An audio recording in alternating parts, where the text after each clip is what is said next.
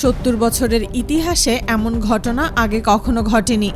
পুরনো একটি F-5 যুদ্ধবিমান ব্যবহার করে ইরান কিভাবে কুয়েতে থাকা একটি মার্কিন সামরিক ঘাঁটির কাছে পৌঁছে হামলা চালিয়েছিল তা নিয়ে এখনো আলোচনা চলছে।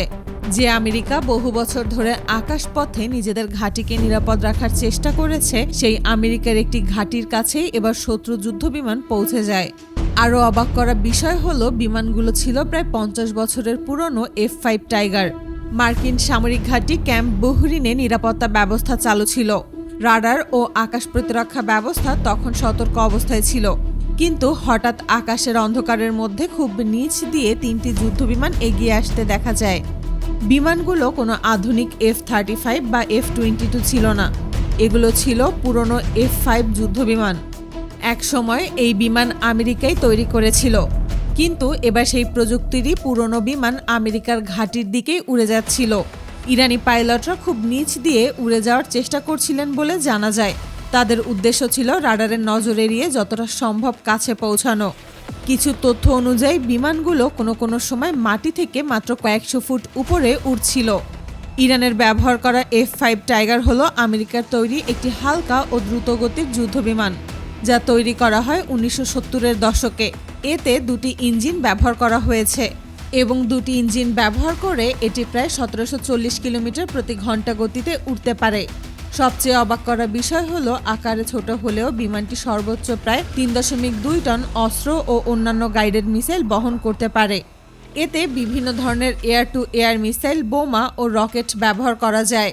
সামনে থাকা 2টি 20 মিলিমিটারের কামানও এর অন্যতম অস্ত্র। F-5 এর সবচেয়ে বড় শক্তি অবশ্য শুধু গতি নয়, বরং এর ছোট আকার মেইনটেইন করতে কম খরচ লাগে এবং এটাকে খুব সহজে নিয়ন্ত্রণ করা যায়। তাই অনেক পুরনো বিমান হওয়ার পরও বিভিন্ন দেশ এটিকে দীর্ঘদিন ব্যবহার করছে। এ কারণেই ইরানের পাইলটরা মাটির মাত্র কয়েকশো ফুট উপর থেকে বিমানটিকে চালাতে পারছিলেন। এরপর বিমানগুলো মার্কিন সামরিক ঘাঁটির কাছে পৌঁছে অ্যাটাক চালিয়ে আবার ফিরে যায় বলে দাবি করা হয়। বিভিন্ন প্রতিবেদনে বলা হয়েছে, ইরানের পাইলটরা সেই এলাকায় মাত্র 30 সেকেন্ড অবস্থান করেছিলেন। কিন্তু প্রশ্ন হলো, আমেরিকার তৈরি যুদ্ধবিমান ইরান পেল কোথায়? 1960 ও 1970-এর দশকে ইরানে শাহের শাসন ছিল।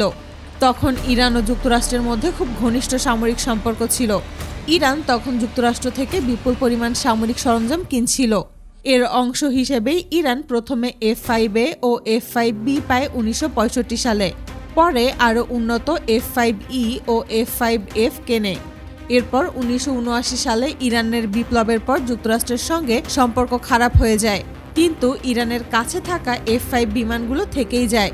ইরান এগুলো নিজের মতো করে রক্ষণাবেক্ষণ ও উন্নত করে দীর্ঘদিন ব্যবহার করতে থাকে।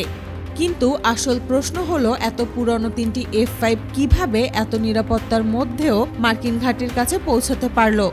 আমেরিকার এই ঘাঁটিতে সর্বোচ্চ সময়ে প্রায় 14,000 সেনা থাকার ব্যবস্থা রয়েছে বলে জানা যায়।